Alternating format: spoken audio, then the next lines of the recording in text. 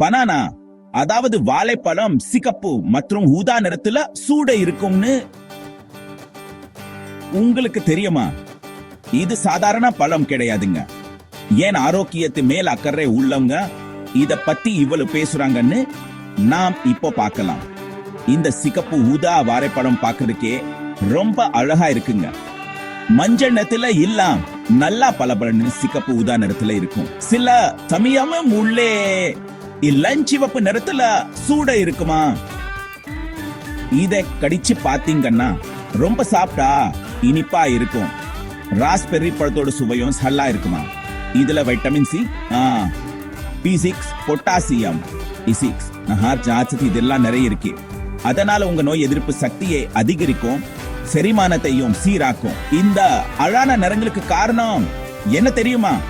Beta carotene மற்றும் anthocyanins தான்.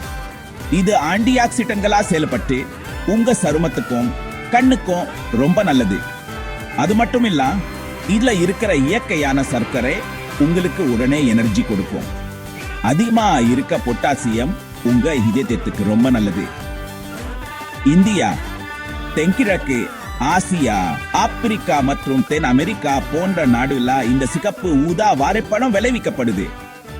இது ஒரு ஊட்டச்சத்து நிறைந்த பழம்.